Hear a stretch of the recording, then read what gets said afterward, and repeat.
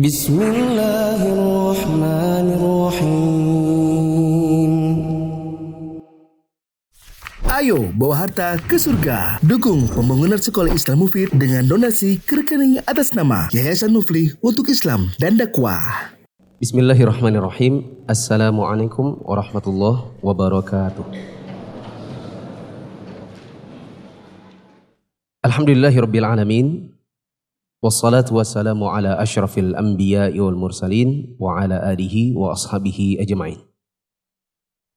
Hadirin jamaah yang dirahmati Allah, kita bersyukur kepada Allah pada hari ini kita bisa kembali melanjutkan pembahasan buku Wudu Nabi yang saya kompilasi dari kitab Al-Mulakhas Al-Fiqhi karya Syekh Shalih bin Fauzan, Salatul Mu'min karya Syekh Sa'id bin Wahab Al-Qahtani, Al-Wajiz ini karya Syekh Abdul Azim Badawi, kemudian Sahih Fiqh Sunnah karya Syekh Abu Malik Kamal bin Said Salim, satu lagi Sifatul Wudu karya Syekh Jibrin. Malam hari ini kita akan bahas bahasan terakhir, cuma ini detailnya cukup panjang, yaitu hal-hal yang diusap saat berwudu. Di catatan kaki nomor 34 disebutkan bahwa saya kompilasi bab ini dari Al-Mulakhas Al-Fiqhi halaman 53, Salatul Mu'min halaman 49, Al-Wajiz halaman 47, dan Sahih Fiqh Sunnah halaman 149.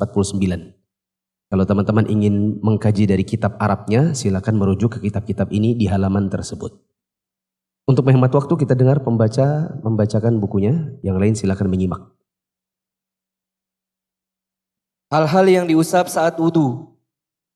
Ada kalanya pada kondisi tertentu, anggota tubuh yang harusnya dibasuh atau diusap saat wudu terlapisi sesuatu sehingga terhalang dari air wudu, sementara menyingkirkan atau menanggalkannya dari anggota tubuh tersebut akan menyulitkan.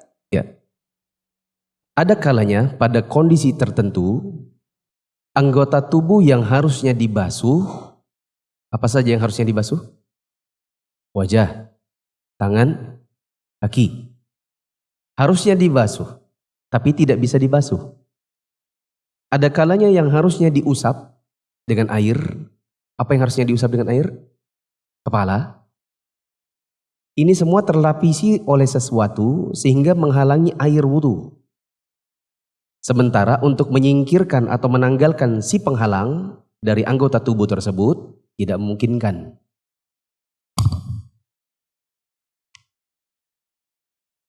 Sebenarnya ini mudah babnya. Tapi tidak apa-apa, saya coba gambar-gambar di papan tulis.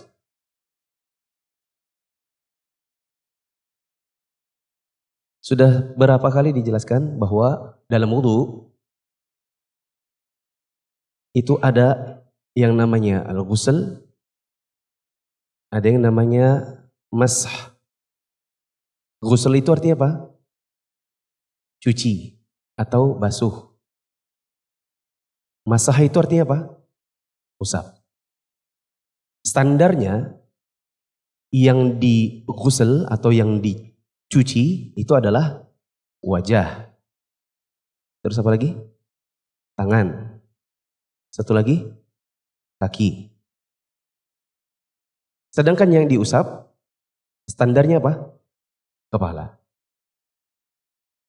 Pada kondisi tertentu wajah, tangan, kaki dan kepala ini tertutup sesuatu. Contoh wajahnya diperban. Karena misalnya jatuh dari motor, wajahnya itu banyak bekas jalanan, intinya wajahnya itu diperban. Contoh tangannya patah, lalu diapain? Digips. Contoh kakinya itu pakai sepatu. Misalnya tentara di masa-masa peperangan misalnya. Sedangkan kepala ini ditutup dengan sorban atau jilbab. Sementara kondisi tersebut tidak memungkinkan kita untuk misalnya nih wajahnya diperban. Masa iya datang sholat subuh perbannya dicopot. Lalu nanti setelah sholat subuh pasang perban lagi. Nanti datang zuhur lepas lagi. Kesakitan orangnya. Lepas copot. Teman-teman tahu kan kalau perban dicopot dan itu lengket di kulit bagaimana sakitnya kalau diangkat? Ya. Kan tidak mungkin dilepas copot itu perban. Contoh gips, nggak mungkin dilepas. Maaf Pak ya, nanti zuhur tolong dilepas dulu gipsnya. Kayak apa itu? Contoh sepatu ini buat tentara tadi saya bilang. Tentara ini kan sepatunya tinggi-tinggi itu. Sampai mata, apa ini? Apa namanya? Sampai tulang kering. Ikatannya tuh sampai tulang kering. Kalau dia copot, lepas, copot, dipasang lagi, copot lagi, dipasang lagi. Sementara dia harus ada kesigapan. Contohnya tentara-tentara di Masjidil Haram. Polisi-polisi di Masjidil Haram. Itu enggak masuk masjid, lepas. Nanti keluar masjid, pasang lagi. Enggak mungkin kan buat mereka. Mereka harus siap sedia. Ya, siapa tahu ada teroris, siapa tahu ada orang jahat, siapa tahu ada orang mau bunuh Imam Masjidil Haram. Ya. Contohnya tidak mungkin lepas jilbab, misalnya ibu-ibu di tempat umum. Yang masjid itu misalnya tempat wudhunya cuma satu, bergabung antara laki-laki dan perempuan di situ. Kan tidak mungkin lepas jilbab. Nah, kondisi-kondisi ini membuat anggota tubuh yang harusnya dicuci atau diusap, saat itu ada penghalang yang penghalangnya tidak mungkin dilepas. Nah, bab inilah yang akan kita pelajari. Lanjut. Dalam kondisi demikian, orang tersebut dapat mengusapkan air pada pelapis yang menghalanginya sampai air ke anggota wudhunya tersebut. Dan itu sudah cukup untuk menggantikan pembasuhan dan pengusapan air yang biasanya dilakukan. Ia tidak perlu menanggalkan pelapis itu karena Allah memberikan keringanan dan tidak ingin memberatkan hambanya. Ya. Dalam kondisi-kondisi demikian tadi, yang kita perlu lakukan hanya sekedar mengusapkan air pada si pelapis. Berarti perban, gips, sepatu, jilbab, sorban yang muhannakah, itu semua nanti tidak perlu dicopot-copot, cukup diusap saja dan itu sudah mewakili wudhu, meskipun seharusnya anggota tubuhnya itu diusap atau dibasuh alias dikenakan air. Ini karena Allah Subhanahu wa taala memberikan keringanan bagi hambanya dan Allah tidak ingin memberatkan hambanya. Coba dibaca catatan kaki nomor 35, di situ saya beri contoh. Catatan kaki nomor 35. Contohnya, seorang petugas keamanan yang ingin berwudu namun menggunakan sepatu tinggi yang sulit dilepas dan dipasang kembali. Sementara dia harus sigap menjaga keamanan. Ya, contohnya polisi dan tentara di Masjidil Haram, Masjid Nabawi. Mereka kita sering lihat berjalan di dalam Masjidil Haram bahkan dengan menggunakan sepatu-sepatu tingginya.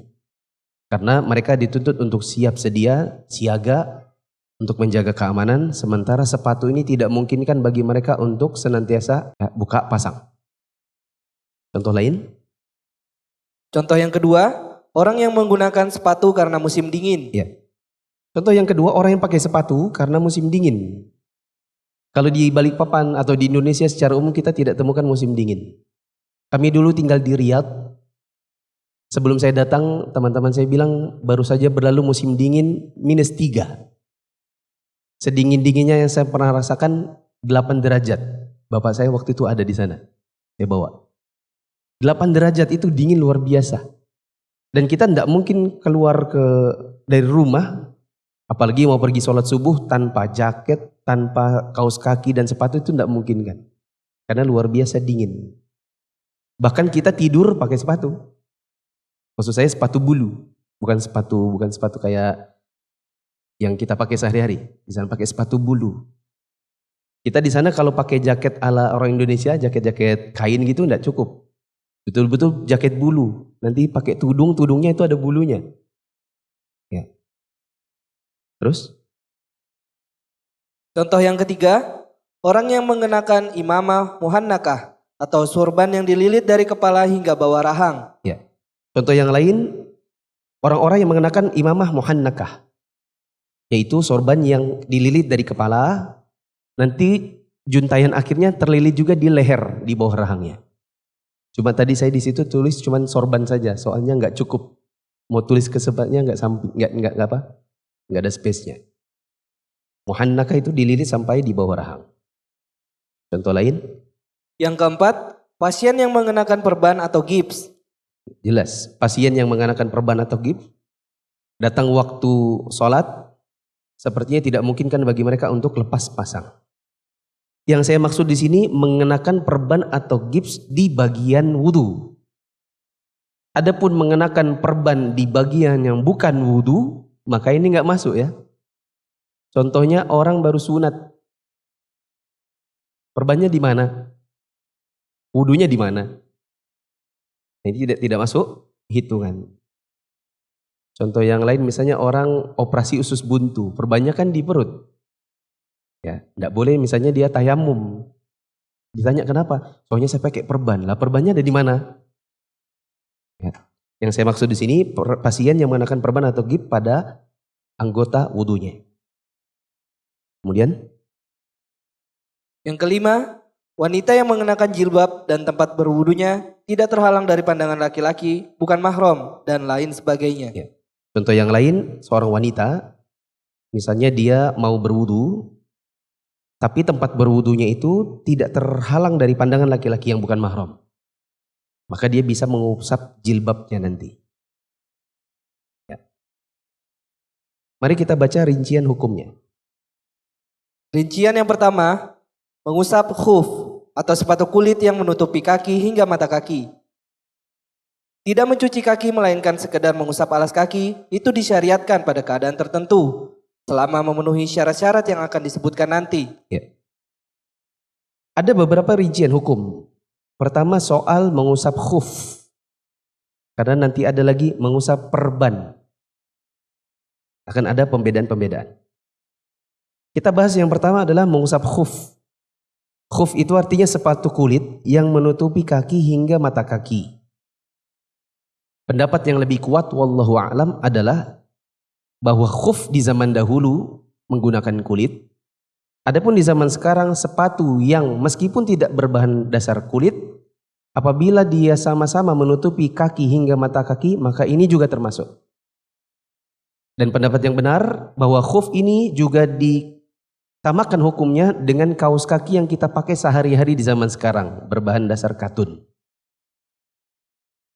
Teman-teman pernah lihat saya bikin video tutorial wudu dalam Masjidil Haram? Pernah lihat ya? Mungkin yang sudah pernah iktikaf di Masjidil Haram, bahkan pernah praktek. Ya, semoga yang belum pernah, Allah mudahkan ke sana. Video itu ketika beredar di tahun 2017, saya dapat banyak kritikan. Meskipun kritikan itu alhamdulillah saya bisa jawab.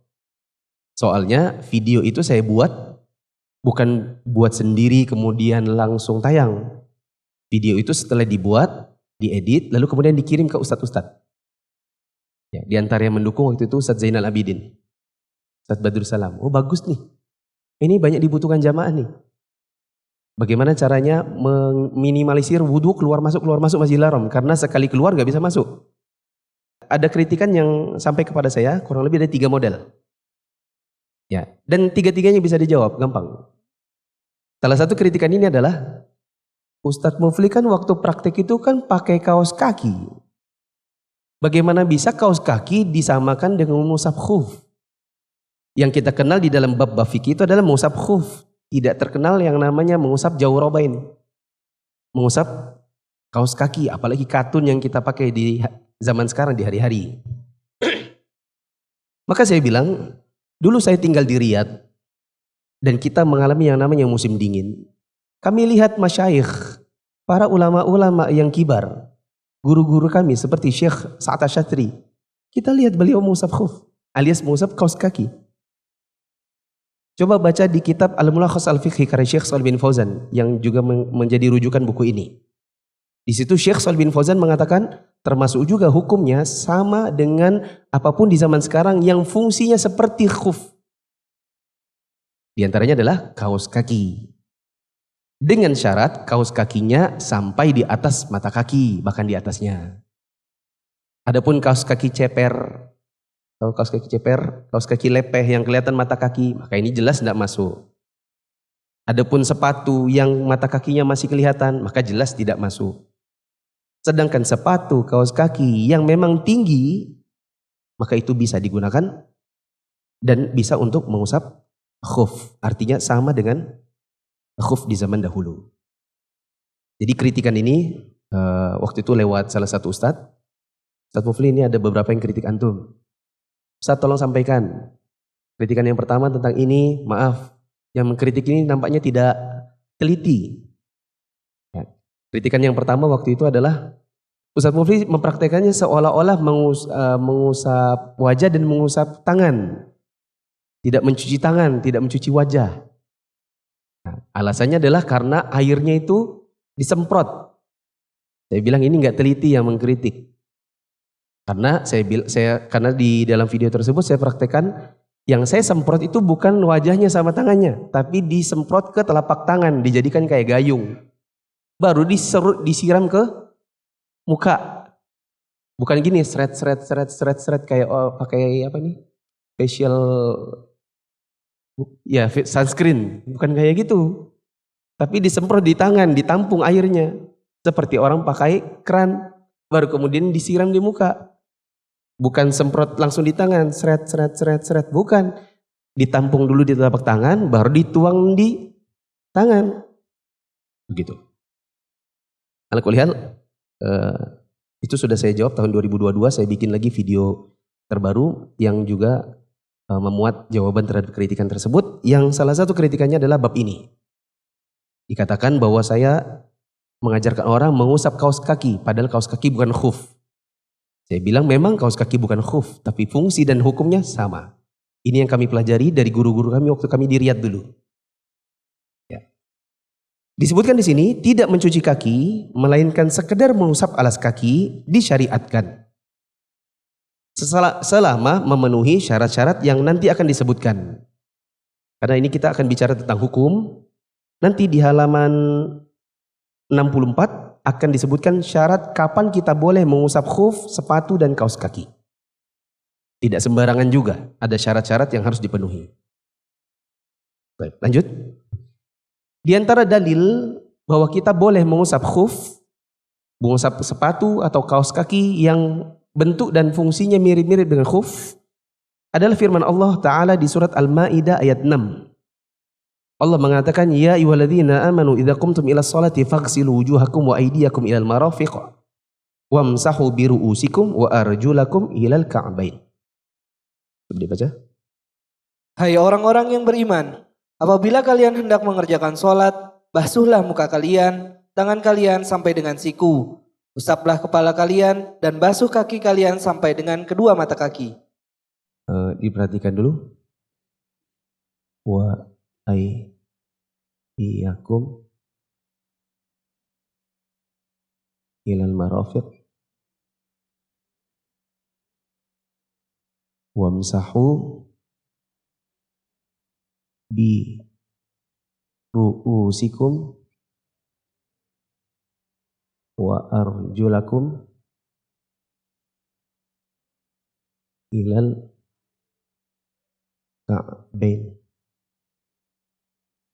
Perhatikan teman-teman ayat ini. Allah katakan, wahai orang beriman, apabila kalian hendak mengerjakan sholat, maka faghsilu, cuci apa? Wujuhakum. Apa ini? Wajah. Wa aydiyakum. Apa ini? Tangan. Ilal marafiq. Apa ini? Siku. Selanjutnya wamsahu. Apa ini wamsahu? Apa teman-teman? Usaplah. Bi ru'usikum. Ru'us jamak dari ra's apa? Kepala.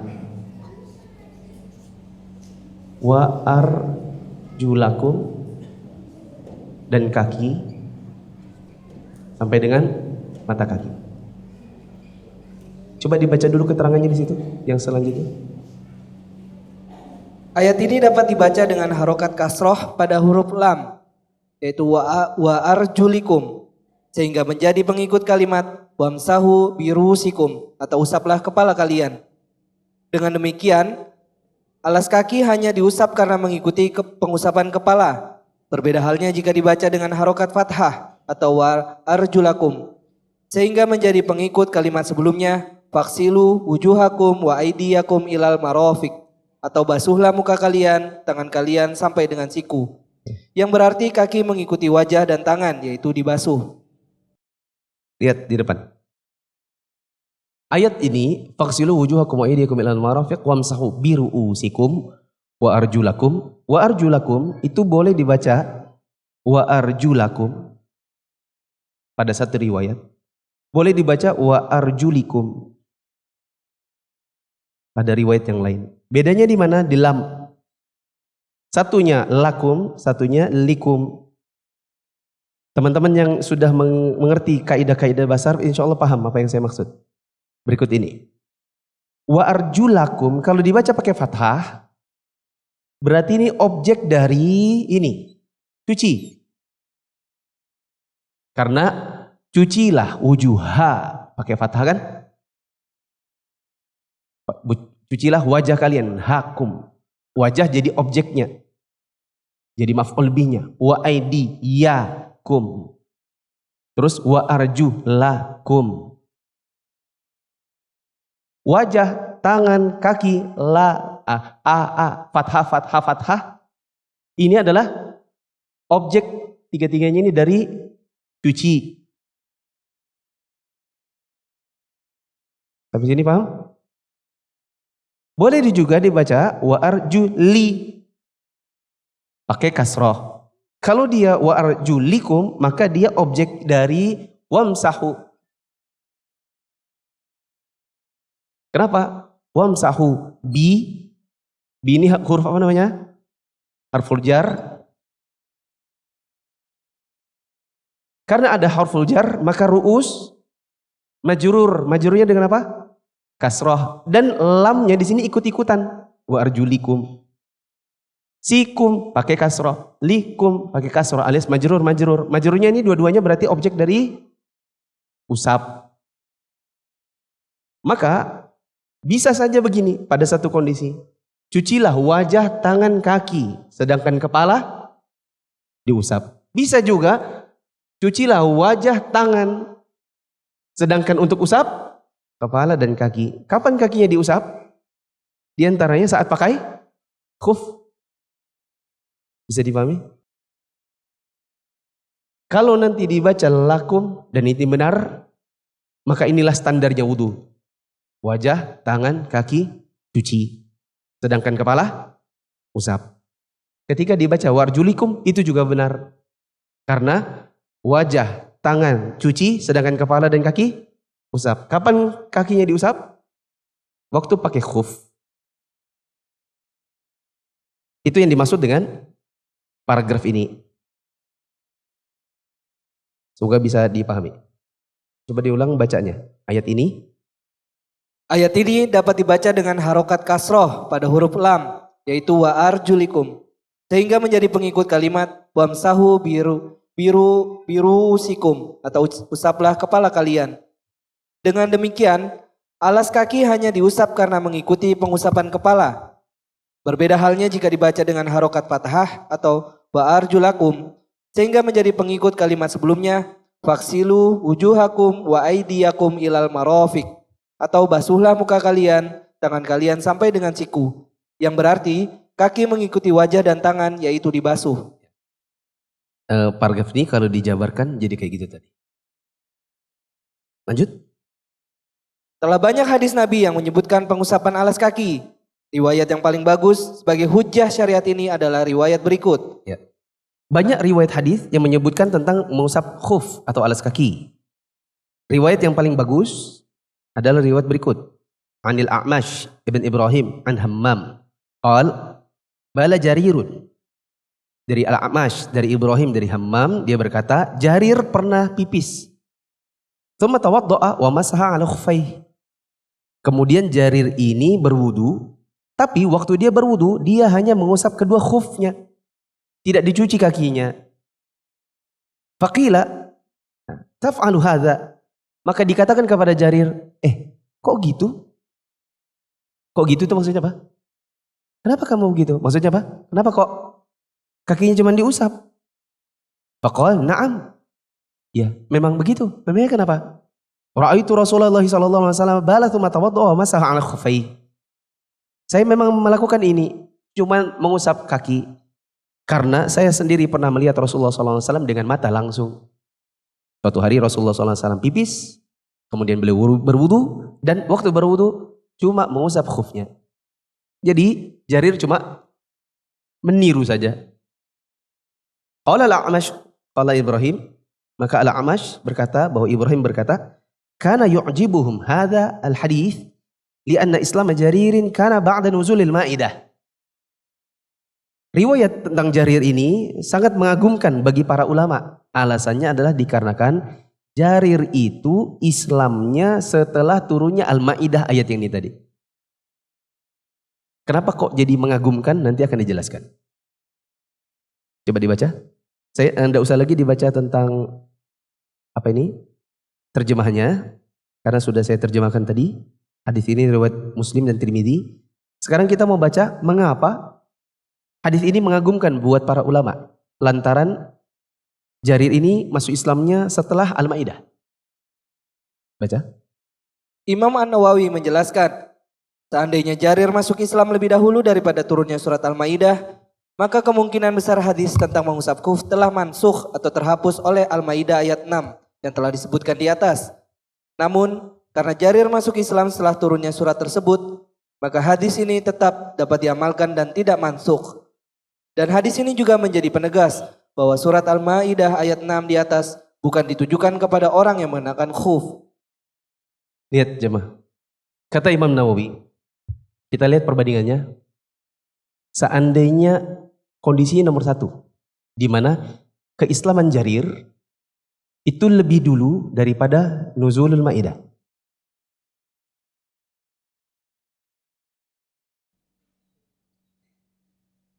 Seandainya Islamnya Jarir duluan daripada turunnya apa? Al-Maidah. Jarir ini sempat usap apa? Khuf. Sedangkan nuzulul Maidah memuat ayat apa? Surat Al-Maidah memuat ayat apa? Sedangkan surat Al-Maidah memuat ayat apa? Wudu. Ini tadi. Ya atau tidak? Seandainya Islamnya Jarir duluan, berarti kejadian Jarir mengusap khuf itu duluan. Setelah itu turun ayat wudu, maka nanti kesimpulannya adalah ini mansukh. Kesimpulannya adalah musab khuf mansukh. Apa itu mansukh? Dihapus. Dihapus oleh apa? Dihapus oleh ayat. Berarti dulu memang pernah ada riwayat dan syariat musab khuf. Tapi maaf, setelah turun ayat wudu, maka tidak ada lagi musab khuf. Seandainya kejadiannya begitu. Tapi kata Imam Nawawi, Masya Allah, ini para ulama terkagum dengan kondisi yang kedua, yaitu nuzul apa? Ayo jemaah, nuzul apa? Nuzulnya Al-Maidah setelah sebelum itu dulu baru Islamnya siapa? Jarir. Sehingga ayat wudu tetap ada, tidak dihapuskan sampai hari kiamat. Dan tidak mungkin dihapus. Sedangkan perbuatan Jarir yang usap khuf ada setelah turunnya ayat wudu. Berarti tidak mungkin ini dihapus. Masa perbuatannya Jarir menghapus ayat? Kan tidak mungkin. Berarti sepanjang zaman sampai hari kiamat ayat wudu tetap berlaku. Ada kalanya mengusap khuf. Dikarenakan turunnya Al-Maidah duluan daripada Islamnya siapa? Jarir. Paham maksudnya? Kalau anda paham maksudnya, ya sudah, mohon maaf.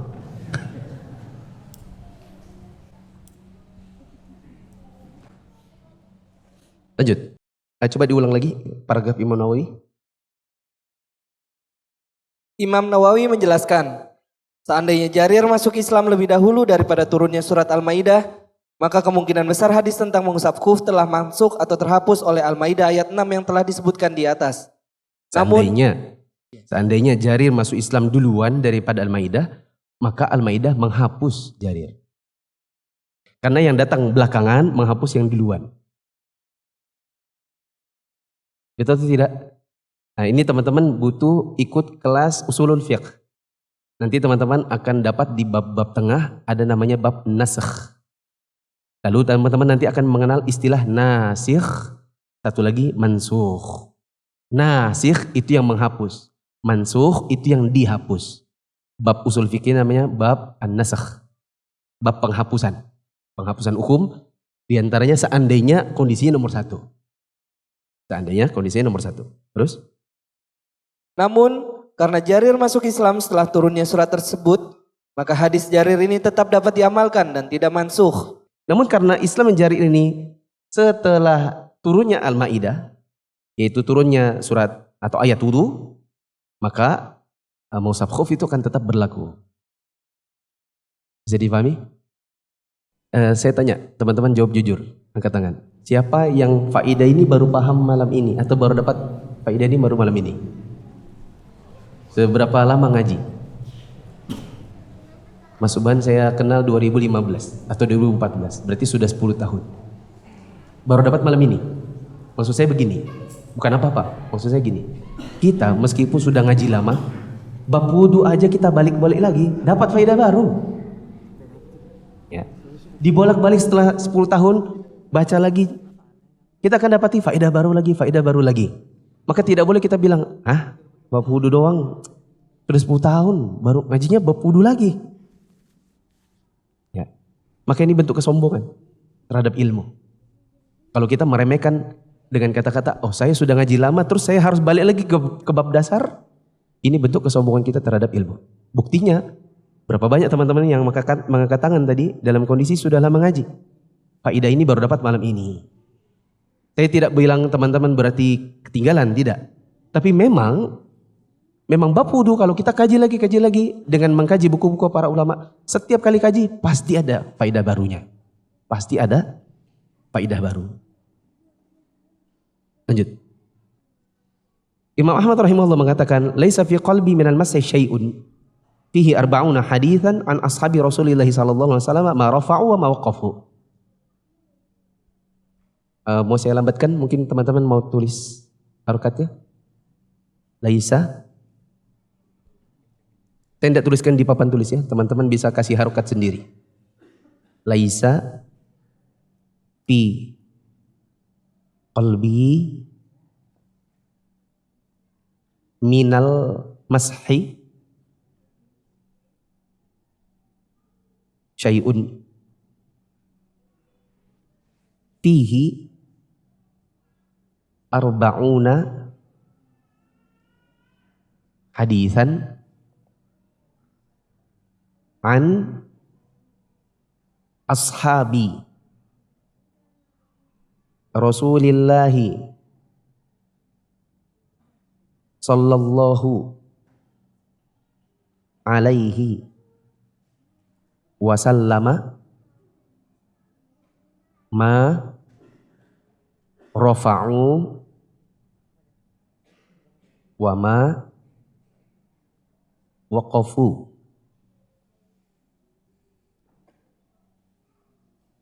Mungkin waqafu, mungkin waqafu.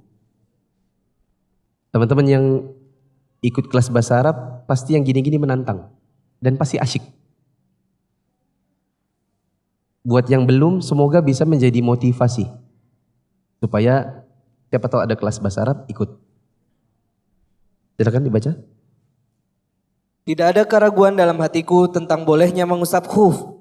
Terdapat 40 hadis tentangnya yang diriwayatkan dari para sahabat Rasulullah SAW, baik yang marfu atau bersambung kepada Nabi maupun mauquf atau hanya sampai dari para sahabat. Ya. Kata Imam Ahmad ada 40-an hadis tentang mengusap khuf dari para sahabat Nabi, baik yang sifatnya atau derajatnya marfu, yang bersambung kepada Nabi maupun yang mauquf, yang berhenti pada sahabat. Ya, dan kalau sudah 40, maka bagaimana kita mau mengatakan itu salah? Itu yang dimaksud oleh Imam Ahmad bin Hanbal. Karena di riwayat yang mutawatir tidak mungkin disanggah. Al-Hasan Al-Basri rahimahullah mengatakan haddatsani. Boleh diharokatin. Haddatsani sab'una min ashabi Rasulillahi sallallahu alaihi wasallam annahu masaha alal khuffaini. Nanti kalau ketinggalan silakan lihat rekaman kajian malam ini. Silakan dibaca. 70 orang sahabat Nabi Shallallahu Alaihi Wasallam menceritakan kepadaku bahwa Nabi ada kalanya mengusap kedua khufnya. Ada 70 sahabat Nabi menceritakan kepada Al-Hasan Al-Basri sebagai salah seorang tabi'in bahwa Rasulullah SAW ada kalanya mengusap kedua khuf. Ya, terus? Imam Nawawi, Ibnul Munzir, Ibnul Mubarak dan para ulama yang lain rahimahullah menukil adanya ijma tentang bolehnya mengusap khuf. Dan ini sudah ijma. Jadi dalil dari ayat ini. Yang tadi ini, arjulakum arjulikum. Ini dalil dari ayat dari Al-Quran. Dalil dari hadis riwayat siapa? Jarir. Dalil dari hadis yang lain riwayat Imam Ahmad. Riwayatnya dari Al-Hasan Al-Basri. Karena mereka semua menukil dari sahabat-sahabat Nabi. Yang sahabat-sahabat Nabi semuanya menyandarkan kepada Nabi. Dalil dari ijma, Imam Nawawi, Ibnu Munzir, Ibnu Mubarak dan para ulama semuanya menukil tentang ijma adanya mengusap khuf. Jadi terkumpullah dalil Al-Quran, dalil hadis dan dalil apa?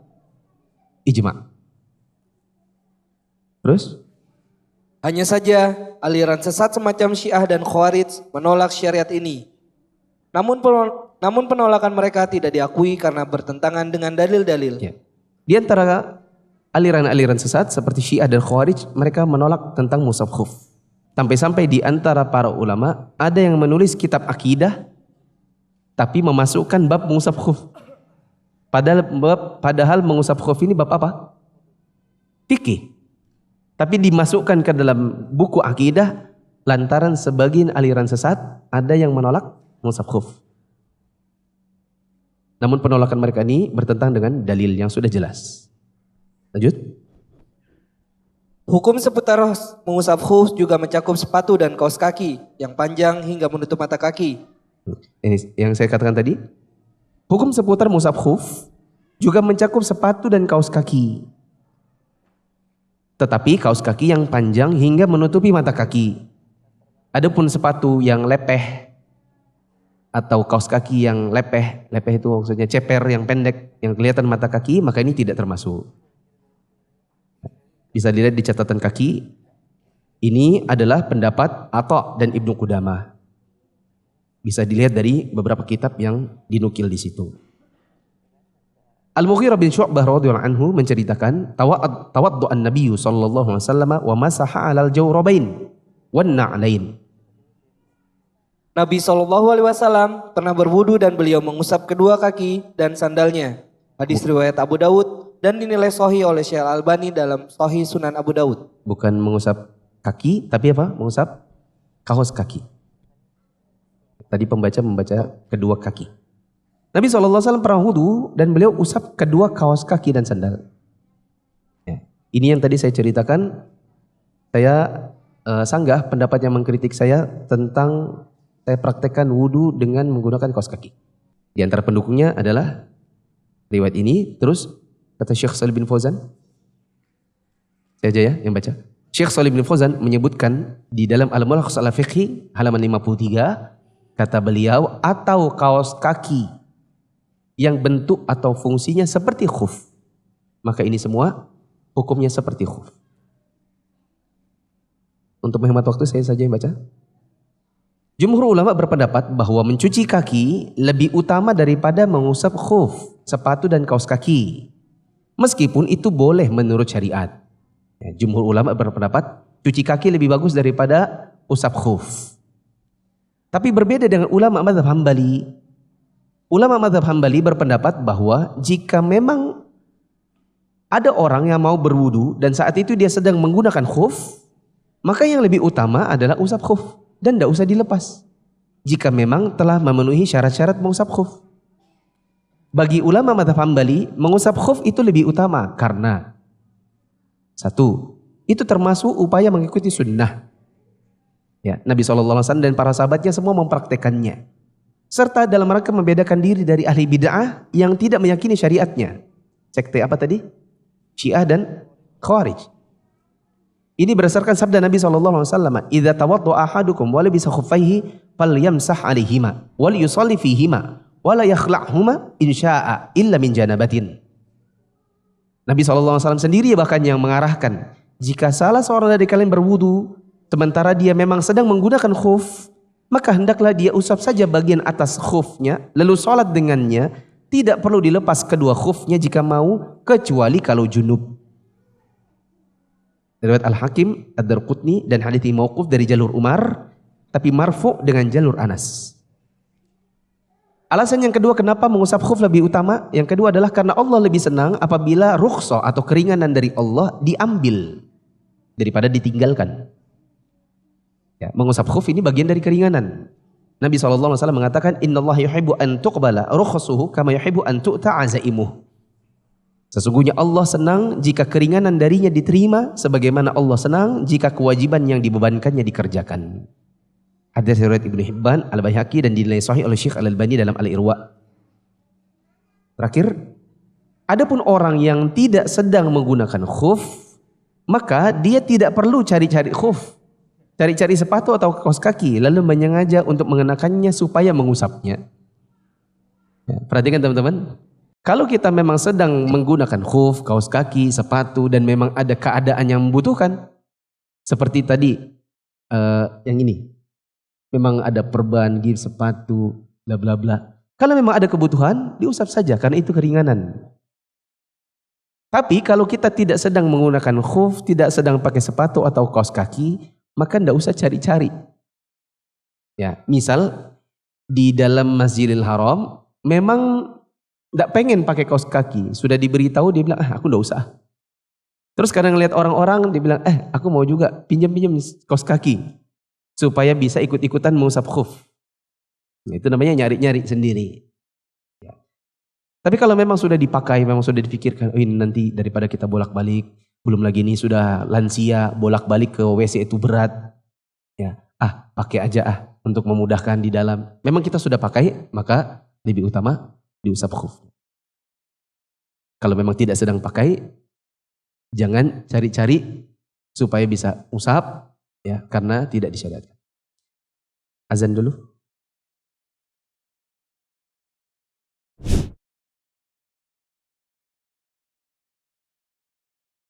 Allahu Akbar, Allahu Akbar, Allahu Akbar, Allahu Akbar. Ashhadu an la ilaha illallah.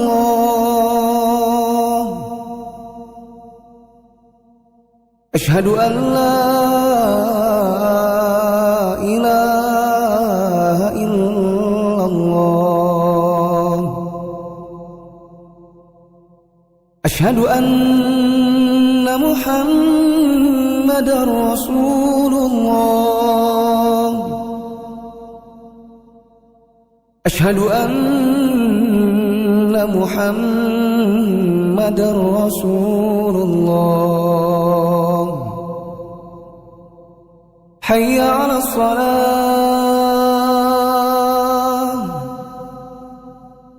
hayya 'alas salah, hayya 'alal falah, hayya 'alal falah. Allahu Akbar, Allahu Akbar, لا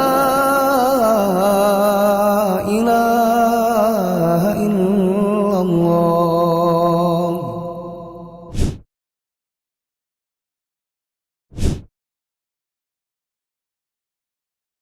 Oh ya, jamaah yang dirahmati Allah, untuk kajian-kajian ke depan, baik di sini maupun di BDI, kadang saya terlambat buka grupnya.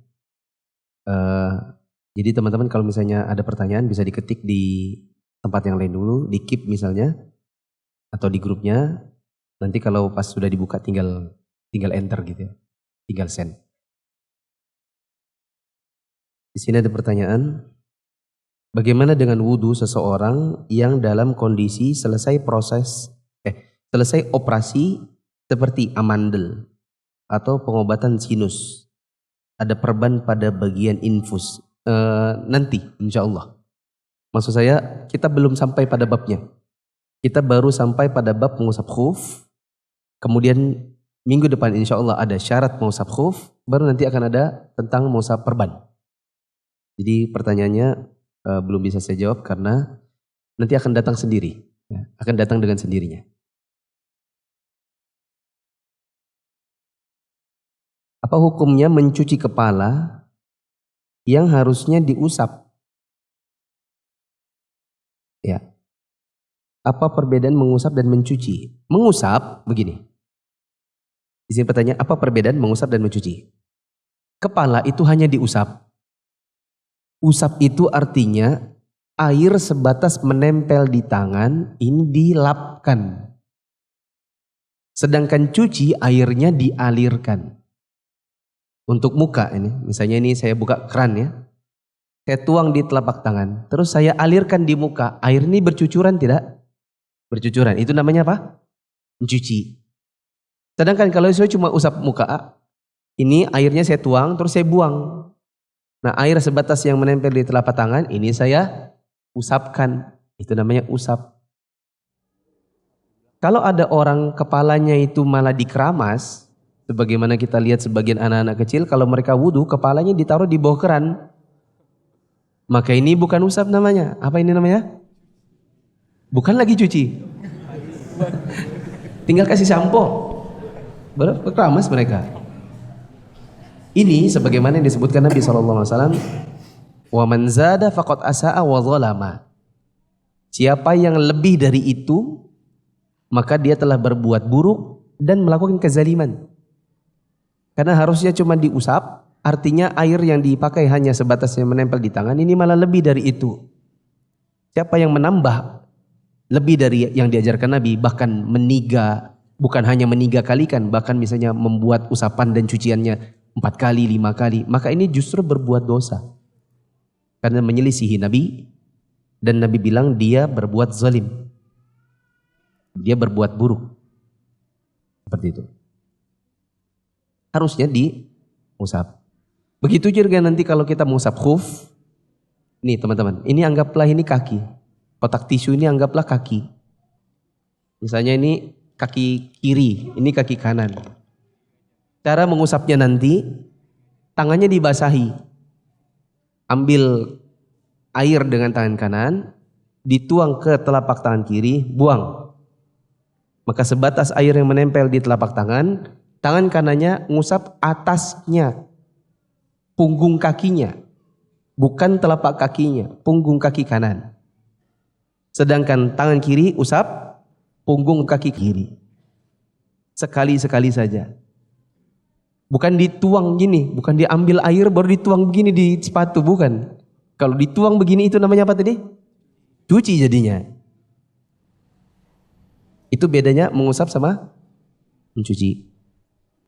Bagaimana kalau mengambil keringanan mengusap khuf atau kaos kaki saat kegiatan yang mubah? Contohnya main futsal atau bola di luar pada kegiatan pekerjaan. Maksudnya mau sholat di lapangan kayak ini maksudnya? Sholat di mana dia? Anggap aja dia mau sholat di lapangan, anggap begitu ya. Dia mau usap di lapangan. Pertanyaannya, apa yang dia usap? Setahu saya orang main bola itu kelihatan mata kakinya, sepatunya. Apa ada sepatunya main bola di atas mata kaki? Kayaknya enggak. Berarti sepatunya enggak bisa diusap. Karena sepatunya kelihatan mata kaki. Apa yang diusap? Kaos kaki. Berarti sepatunya mungkin dilepas dulu. Kemudian yang dia usap hanya kaos kaki. Bolehkah? Boleh. Karena bagi orang yang mungkin tidak sedang safar, mereka juga punya keringanan yang sama. Hanya saja maksimal 1 kali 24 jam. Nanti insya Allah akan ada bahasanya di minggu depan. Ini bukan soal gini. Mungkin penanya menanyakan gini. Ini kan main bola. Kalau tadi kan mungkin sakit, musim dingin, terus tentara. Pemain bola apa boleh? Kita katakan boleh. Dikarenakan ini bagian dari keringanan yang juga diberlakukan untuk orang yang mungkin. Cuma ya jangan sholat di lapangan bola. Antum harus kemana? Ke masjid. Masa main lapangan bola? Masa sholat di lapangan bola? Tapi anggaplah misalnya hujan deras, ya kan, mau pergi sholat nggak bisa, mainnya semuanya terpaksa di lapangan gitu. Nah sudah, sholat di lapangan berarti boleh. Ada yang berpendapat nyamuk nempel di wajah kemudian kita pukul, darahnya termasuk najis, membatalkan wudhu. Jawabannya itu bukan pembatal wudhu. Kena najis bukan pembatal wudhu, maka wudhunya tidak batal. Adapun darah yang kecil, darah yang sedikit, insya Allah dimaafkan. Ini yang saya ketahui. Bagaimana jika khufnya kotor penuh lumpur bagian atasnya dan bawahnya, apakah dicuci dahulu baru diusap? Nah, tidak ada mengusap khuf bagian telapak. Kata Ali bin Abi Thalib, "Lau kana dinu birra'i lakana asfalul khufain aula bil mashim min a'lahuma." Seandainya agama itu cuma pakai akal, bukan pakai wahyu, cuma pakai otak, masuk akal dijalankan, kalau tidak masuk akal tidak dilaksanakan. Seandainya agama ini cuma pakai otak, maka niscaya telapaknya sepatu khuf itu lebih utama untuk diusap daripada atasnya. Yang kotor mana? Bawahnya. Kok yang diusap atasnya? Kita katakan, biarpun tidak masuk di otakmu, kalau ini sudah wahyunya begitu ya sudah, terima saja. Jadi tidak ada mengusap bagian bawah. Mungkin ini saja. Kurang lebihnya mohon maaf. Subhanakallahumma wa bihamdika asyhadu an la ilaha illa anta astaghfiruka wa atubu ilaik. Assalamualaikum warahmatullahi wabarakatuh.